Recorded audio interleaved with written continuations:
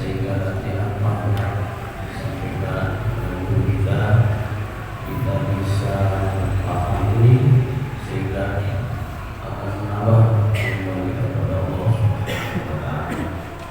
Salawat dan salam kepada Rasulullah dan kepada baginda Nabi sallallahu alaihi wasallam dan kepada sahabatnya dan insyaallah ke semua sebagai umatnya dan senantiasa banyak bersalawat kepada Nabi kita Muhammad sallallahu alaihi wasallam sehingga kita diberi oleh Allah akan mendapatkan syafaatnya. Amin ya rabbal alamin. Assalamualaikum warahmatullahi wabarakatuh.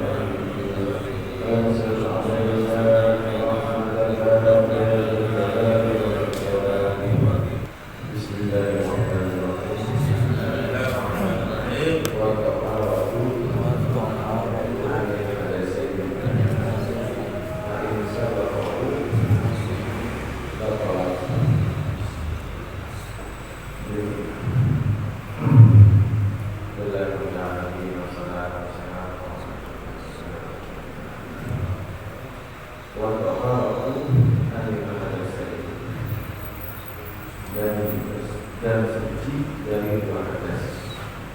Bagi bisa bertobat kepada maka jika berhadas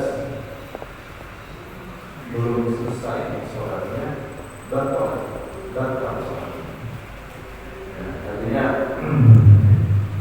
salah sahnya sholat ini harus suci dari hadas besar dan hadas kecil. Kalau sholat tersebut di awal atau di pertengahan akan daripada dia mempunyai hadas, maka batal sholatnya. Jadi kalau dia sholat kemudian di pertengahan hadas seperti itu atau dia melakukan sholat ini untuk dia berhadas, maka sholatnya batal. Dia harus suci, yakin daripada hadas kecil dan besar. Kalau kita mempunyai hadas besar, kita cara mandi mensucikannya. Tapi kalau hadas kecil, dengan cara berwudu. Kalau tidak ada air atau peralatan, maka boleh dengan cara kedua itu dengan cara bertanya. Kemudian keluar walaupun hanya informasi dan suci dari najis filosofi pada pakaian wal badan dan badan wal makan dan tempat. Walau tidak jasa filosofi maka seandainya terkena najis sebagian pakaiannya atau badannya wajib sedangkan dia tidak mengetahuinya wajib harus wajib membasuh semuanya pada istilah itu dan tidak boleh dia beristirahat walau dosa dan istilah mutana di sini dan kalau seandainya dia membasuh separuh anggota yang terkena semua bagi yang Allah kemudian membasuh sisanya semuanya ini Rasulullah Musawwir jika ingin membasuh sebelahnya wa'ila beliau kalau membasuh ala dasar kalau tidak maka tetap dia maka setengah bagian itu tetap atas najisnya. Dan yang ketiga adalah suci dari najis.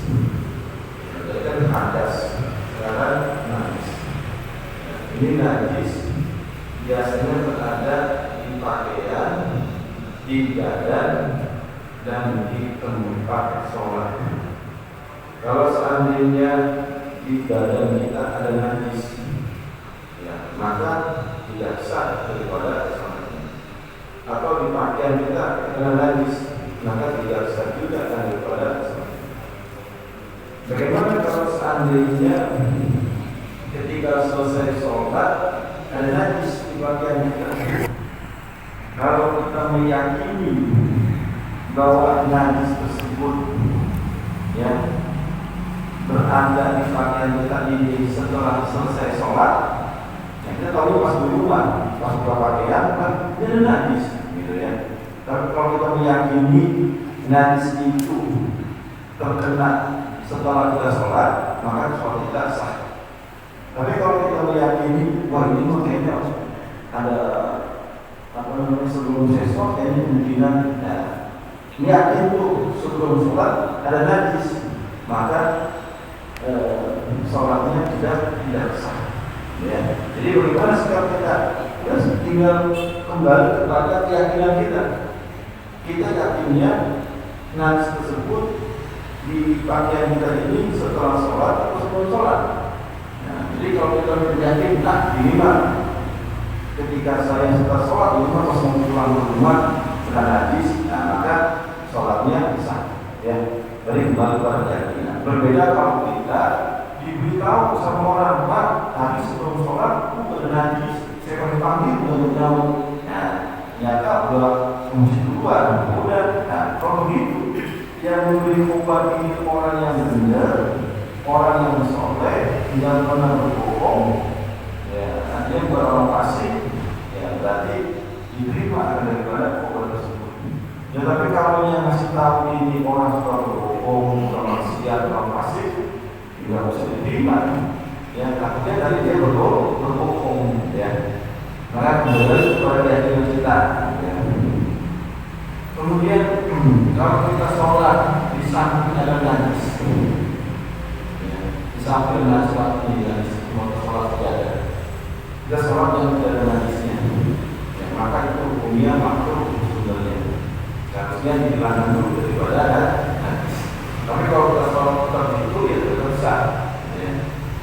Kemudian kalau kita sholat, ya, ketika sholat kemudian kejatuhan kencing kaki, kotoran cek.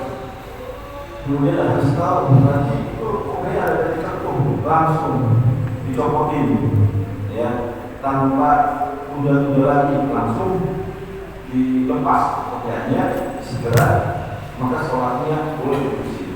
Tapi kalau kita pikir bohong kali, enggak kali, pas ya benar sebenarnya, nah, maka tidak sah daripada sholat. Ya, jadi cepat kita bertindak kalau memang itu ada najis. Kalau seandainya kering, kotoran cicak, kan ada yang basah dan kering, kena di sini, gimana boleh langsung kita kecil gitu ya, biar nggak kena di sini. Nah, kalau kering kan udah membekas, beda kalau basah itu kemudian najis di sini. Itu kalau kita berhubungan sholat kena najis, entah di pakaian atau di badan atau di tempat sholat kita sejadah maksudnya. Dan itu najisnya yang tidak dimakan di pakaian, di badan, di tempat sholat. Berbeda kalau najis tersebut dimakan.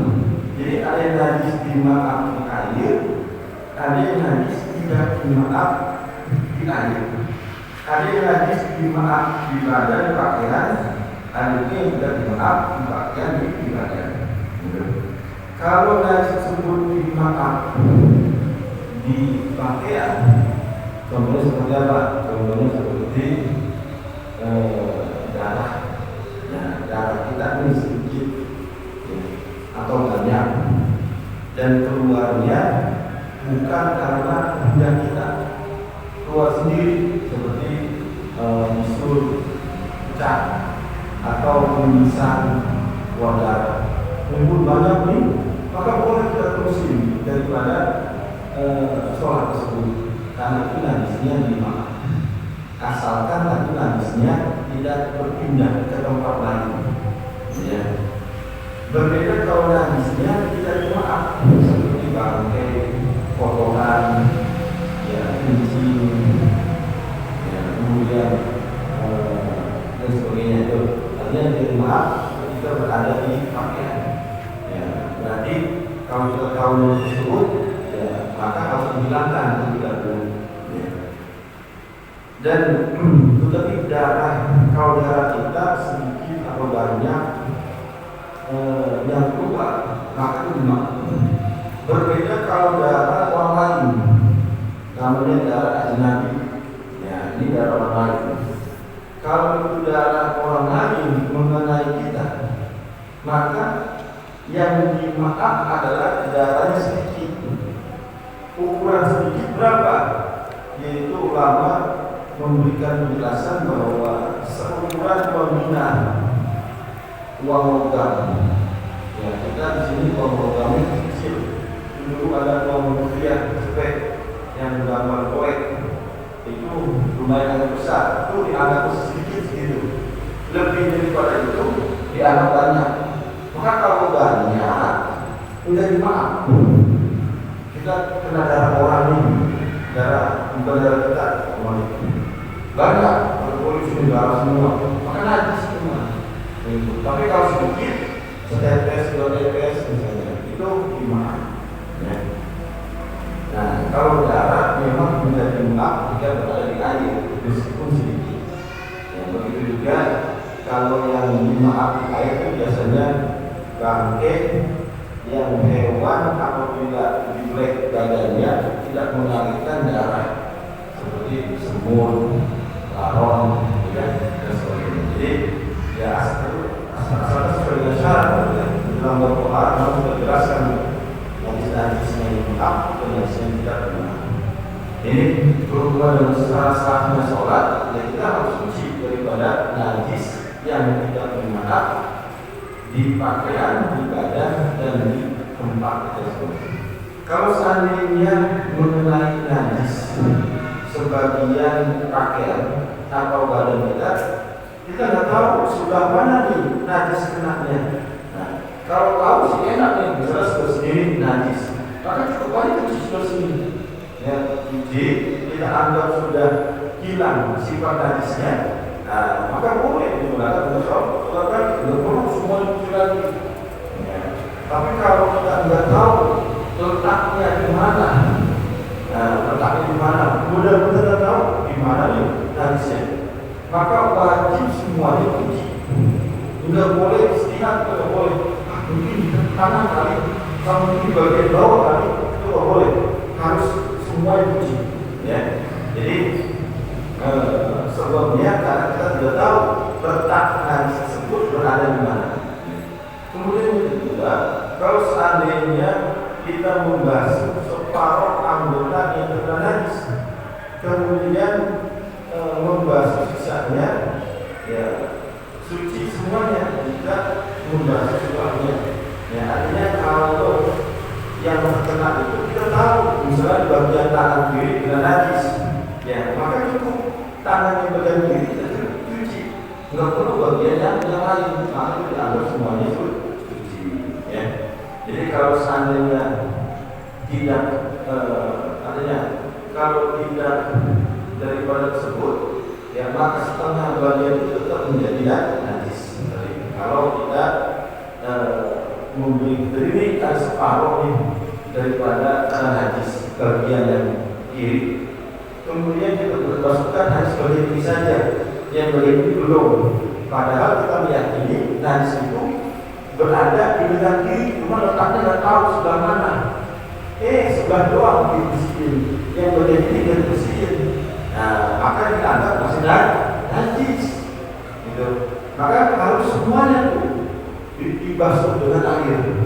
Ya, tadi kita nggak tahu berbeda. Tapi kalau orang najisnya di sini, langsung kita bersihin ya dengan air yang mengalir. Itu kalau berhubungan dengan najis.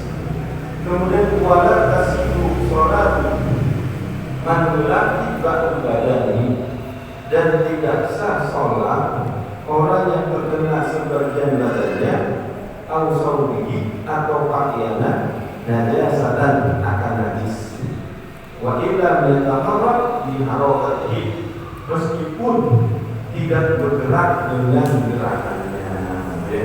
Jadi kalau kita sholat terkena najis di sebagian badan pakaian kita, maka sholat kita tidak sah ya.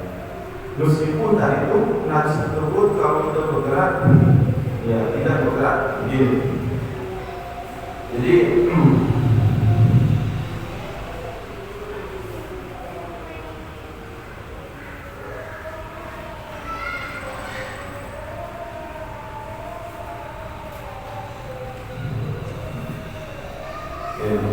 walaupun tadi kalau kita bergerak dia tidak bergerak, misalnya ini usahakan tangga kemudian kita sholat ujungnya ada najis, ujungnya najis, kemudian kita sholat Allahu Akbar, kita berdiri duduk pokoknya sujud, ini ujungnya agak gerak, adanya di sini aja tuh ya. Tapi gerak ini, tapi yang ujungnya tidak gerak. Maka tetap ini kita dianggap sebagai membawa najis, gitu ya. Atau kita mau pengalaman begini, ini ada karpet nih, karena panjang nih, panjang. Kemudian bagian di sana ada najis, kita sholat di sini boleh nggak? Boleh. Tapi kaki kita di bawah karpet, ini karpet kaki kita di sini, di bawah karpet. Nah, maka kita dianggap seperti membawa najis, meskipun ujung sana najis itu enggak gerak sama sekali, karena memang jauh, masih nyambung, ya, masih nyambung. Ya. Jadi, ya kalau kita sholat, ya kita harus tahu dulu nih, jadi kita karpet ada dalam sini, oh nggak ada, mau kaki kita di atas karpet, di bawah karpet nggak masalah. Tetapi kalau kita tahu di sana ada najis, nah kita kaki kita jangan sampai di bawah karpet yang ada najisnya, gitu. Jadi itu bisa kita sahkan daripada sholatnya. Kemudian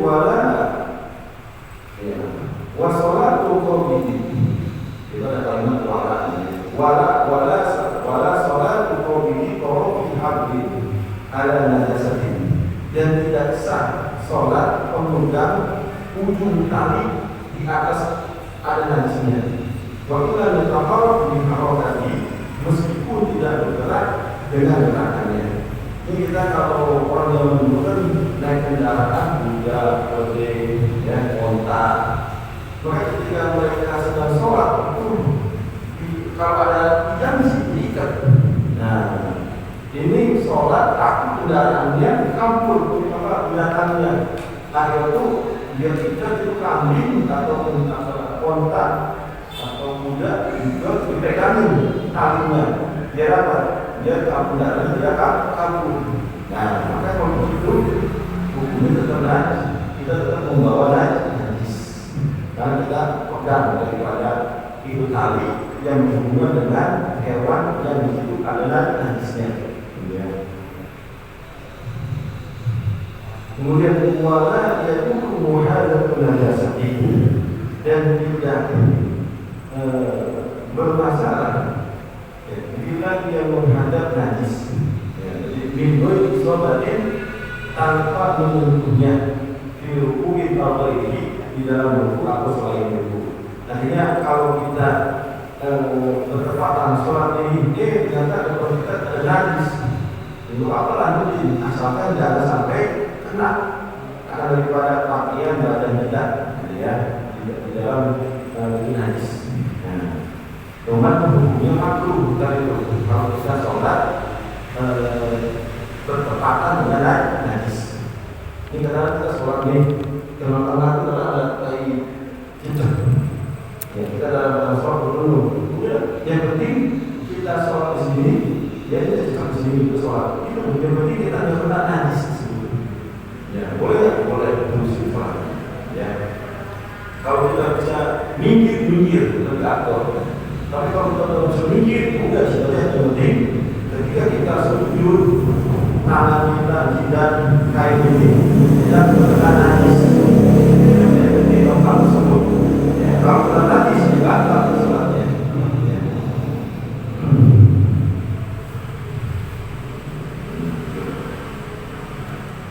Wallahu a'lam bishawab. Tadi berbeda kalau najis memang ini karpet najis ini kita mau sholat ya tetap basah di rumah. Ini dari karpet najis musik doang. Nah, kita sholat di sini. Ya, boleh nggak? Boleh. Ya. Karena najis dalam tempat. Tapi apa? Karena kejadian najis seperti potongan cecak tadi, ya, atau ada bangke kecoa misalnya di situ. Ya.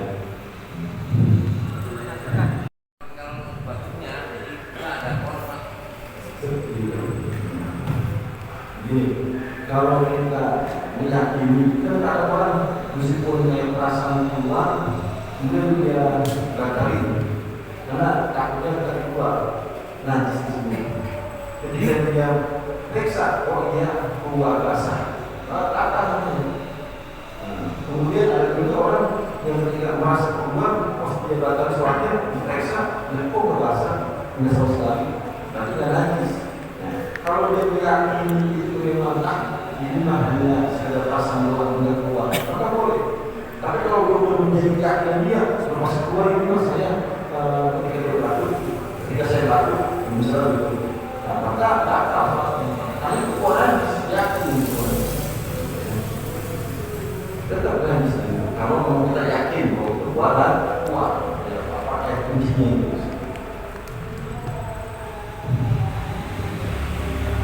Yang berbeda kalau seperti keluar angin.